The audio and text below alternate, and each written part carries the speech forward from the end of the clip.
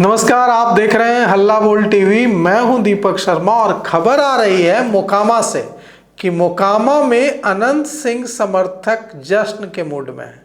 वे कह रहे हैं, अनंत सिंह समर्थकों का दावा है कि बड़ी अच्छी मार्जिन से अनंत सिंह चुनाव जीत रहे हैं और वहां समर्थकों ने अभी से 14 का इंतजार नहीं किया है। वोटिंग के खत्म होते ही अपने हर बूथों से रुझान मिलते ही जश्न मनाना शुरू कर दिया है।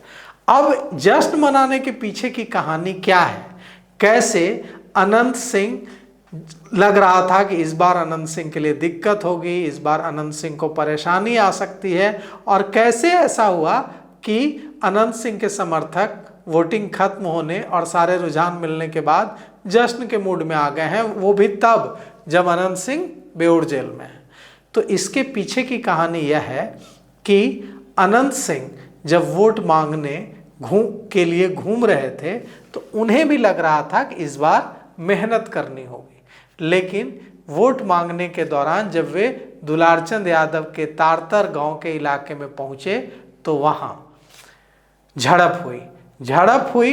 इस झड़प में दुलारचंद यादव की हत्या हो गई और इसके बाद दूसरे दिन शव यात्रा निकली। जो शव यात्रा निकली, उस शव यात्रा में दुलारचंद यादव के समर्थकों ने अनंत सिंह को बड़ी मदद कर दी, क्योंकि अनंत सिंह मुर्दाबाद करते करते वे जाति आधारित गालियां देने लगे और जाति आधारित नारे लगाने लगे। इससे पूरे 70,000 मतदाता मोकामा के एक मुश्त गोलबंद हो गए अनंत सिंह के पक्ष में। और सूरज भान जो इतनी कोशिश कर रहे थे वहाँ कि उनकी पत्नी वीणा देवी इस बार चुनाव जीतें, वहीं से उनका जो खेल है वो गड़बड़ाने लगा। वीणा देवी ट्रैक्टर ट्रॉली पर सवार थी और नारेबाजी भूमिहारों के खिलाफ हो रही थी। उस शव यात्रा में अनंत सिंह के खिलाफ नहीं हो रही थी, भूमिहार जाति के खिलाफ नारे लग रहे थे और इससे माहौल बिगड़ा। वीणा देवी की गाड़ी पर भी हमला हुआ, गाड़ी भी तोड़ दी गई और बाद में पंडारक थाने में वीणा देवी ने इसकी शिकायत भी की कि मेरी गाड़ी पर हमला हुआ है।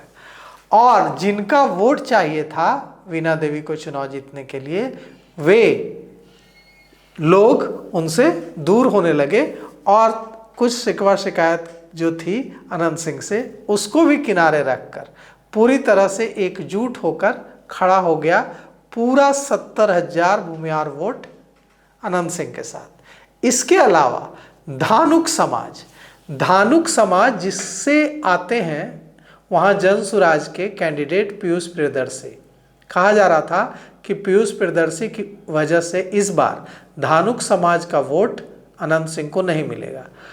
वहाँ दुलारचंद यादव हों या दूसरे जो बाहुबली हों, दुलारचंद यादव भी बड़े बाहुबली रहे हैं। अपने इलाके टाल का आतंक कहा जाता था, अपहरण, जमीन कब्जा करने, सैकड़ों बीघा जमीन कब्जा करने का आरोप है दुलारचंद यादव पर वहाँ। और वो जमीन किसी और की नहीं, जो हमारे संवाददाता की जानकारी है वहाँ से जो उन्होंने दी है उसके मुताबिक जिन ज़मीनों को कब्जा करने का आरोप है दुलारचंद यादव और उनके समर्थकों पर, वो ज़मीन धानुक जाति के लोगों, किसानों की ही थी।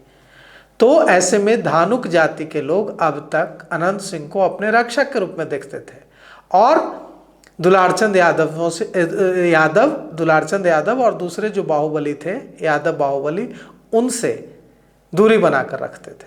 अब ऐसे में दुलारचंद यादव की हत्या के बाद वो फिर जो धानुक जाति थी वो फिर अनंत सिंह के साथ और मजबूती से जुड़ गई।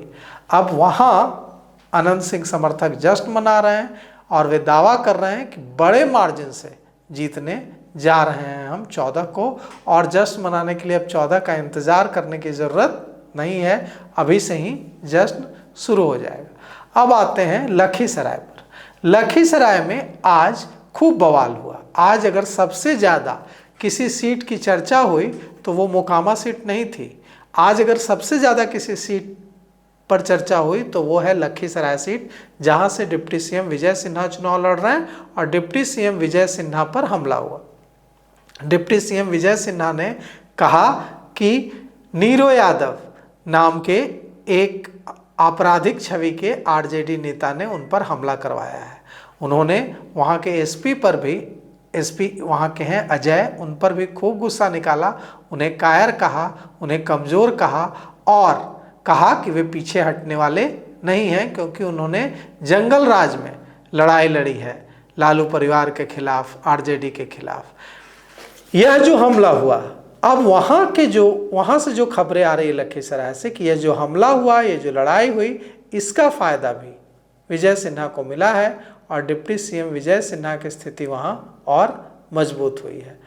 अब देखिए, जो वहाँ, वो तो अभी कोई जश्न नहीं मनाया जा रहा है लखीसराय में, लेकिन खबर है कि आज जो उनके काफिले पर, डिप्टी सीएम विजय सिन्हा के काफिले पर हमला हुआ है, इससे उनके चुनाव जीतने की राह आसान हो गई है। तो फिलहाल इस पेशकश में इतना ही। आगे की खबरों के लिए देखते रहिए हल्ला बोल टीवी। शुक्रिया।